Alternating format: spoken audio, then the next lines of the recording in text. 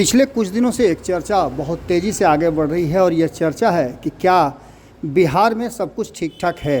क्या 2025 के चुनाव में नीतीश कुमार और भारतीय जनता पार्टी एक साथ चुनाव लड़ेगी। जब से नीतीश कुमार ने 28 तारीख को एनडीए की बैठक की है उसके बाद से कई तरह के चर्चाएं शुरू हो गई हैं। उन्हीं चर्चाओं में से एक चर्चा है कि नीतीश कुमार और अमित शाह के बीच जो दूरियां थी वो और भी बढ़ रही हैं।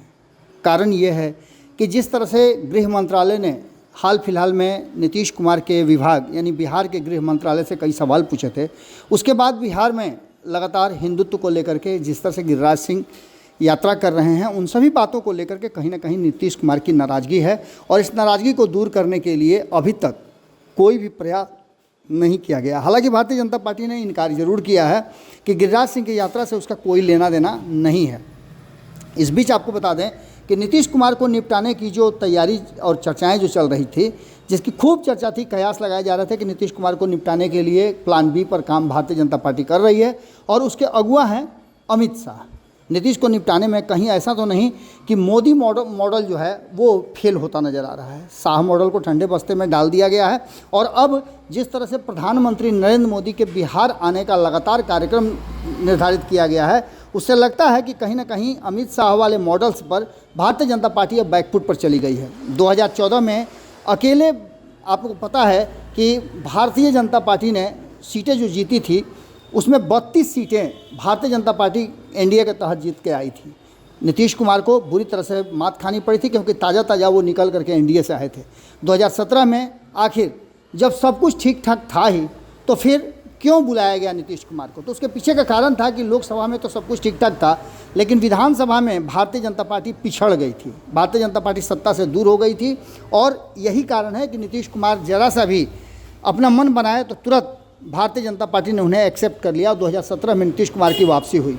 2019 में आपको पता होगा कि 2019 में किस तरह से नीतीश कुमार ने एक बार फिर भारतीय जनता पार्टी पर दबाव बनाया और लोकसभा में भारतीय जनता पार्टी ने अपनी जीती हुई सीटें भी नीतीश कुमार के लिए छोड़ दी।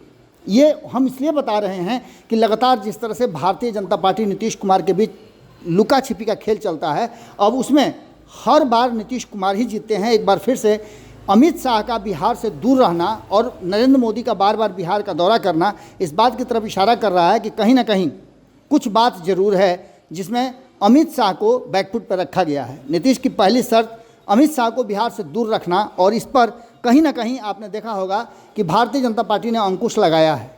2024 के चुनाव में किसी भी मंच पर आपने नीतीश कुमार और अमित शाह को एक साथ नहीं देखा होगा। जेपी नड्डा के साथ तो पुराने अदावत को भूल करके नीतीश कुमार चुनाव के बाद, परिणाम के बाद मंच पर आना शुरू कर दिए हैं। लेकिन जिस तरह से भारतीय जनता पार्टी कहा जा रहा था कि अमित शाह के विभाग गृह मंत्रालय द्वारा नीतीश कुमार के करीबियों पर थर्ड डिग्री इस्तेमाल किया जा रहा है, अधिकारियों पर दबिश बनाई जा रही है, छापामारी की जा रही है, गिरफ्तारी हो रही है, इन सब से नीतीश कुमार काफ़ी नाराज़ चल रहे हैं।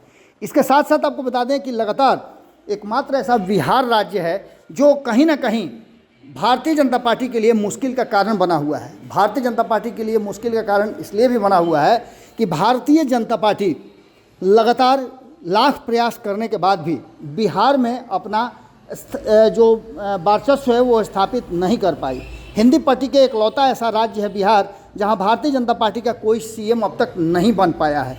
इन सभी बातों को लेकर के जो लगातार चर्चाएं चल रही हैं और जिस तरह की बातें चल रही हैं उसमें कहा यह जा रहा है कि नीतीश कुमार जिस तरह से एक बार फिर भारतीय जनता पार्टी पर हावी होना शुरू कर चुके हैं, ये 28 तारीख के बाद से शुरू हुआ है। हालांकि आपको बता दें कि नीतीश कुमार ने किसी भी तरह का कोई भी जो कहा जाता है कि दबाव नहीं बनाया और न ही उन्होंने गिरिराज सिंह वाले मुद्दे पर किसी तरह की कोई बात की।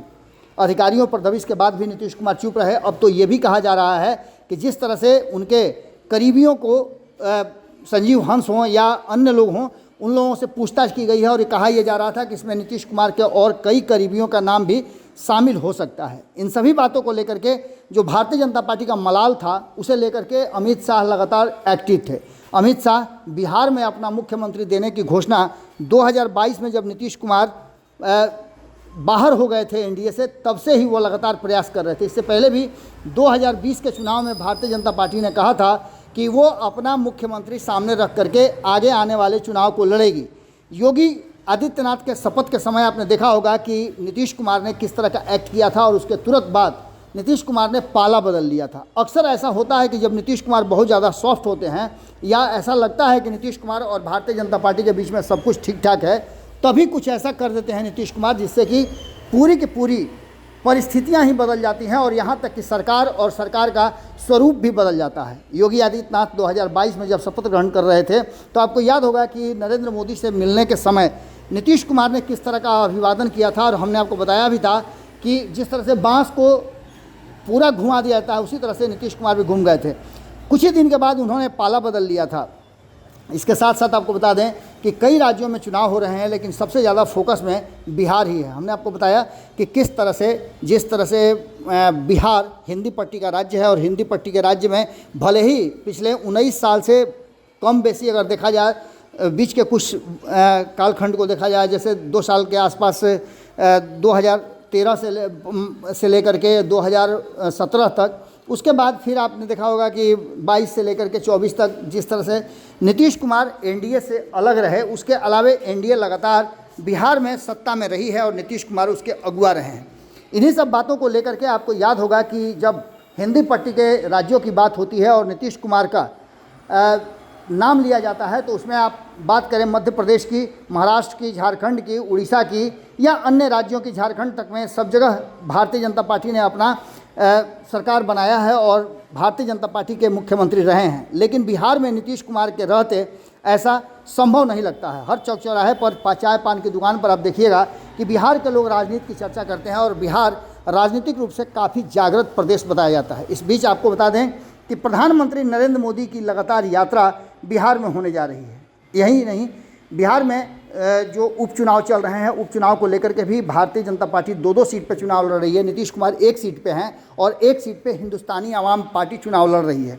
ऐसी स्थिति में आपको बता दें कि एनडीए एकजुट तो है लेकिन एकजुट दिख नहीं रहा है। आपने देखा होगा कि जनता दल यूनाइटेड के और कई नेता, वही कई दिग्गज नेता जो बेलागंज में कैंप किए हुए हैं, तो वहीं भारतीय जनता पार्टी के लोग आप देखे होंगे कि तरारी में और रामगढ़ में अपना कैंप कर रहे हैं। पूरा परिवार जीतन राम मांझी का लगा हुआ है इमामगंज में। वहीं आपको बता दें कि अभी तक बात अगर करें तो उपेंद्र कुशवाहा या फिर चिराग पासवान ये नज़र नहीं आए हैं। आगे कहा जा रहा है कि ये दोनों भी नज़र आएंगे, लेकिन वर्तमान जो परिस्थिति बनी है उस परिस्थिति में एक बात तो साफ नज़र आ रही है कि नीतीश को निपटाने के चक्कर में खुद ही निपट गए शाह। उनका सारा बुद्धि फेल नज़र आ रहा है क्योंकि उन्हें बिहार से दूर रखा गया है। और जिस तरह से गिरिराज सिंह ने एक शुरुआत तो ज़रूर कर दी थी, लेकिन उसको भी लेकर के अब कहा जा रहा है कि नीतीश कुमार का जो मूड है वो चेंज होता हुआ नज़र आ रहा है। भले ही नीतीश कुमार ने कुछ नहीं कहा हो, लेकिन ये एक बात की तरफ इशारा करती है कि कुर्सी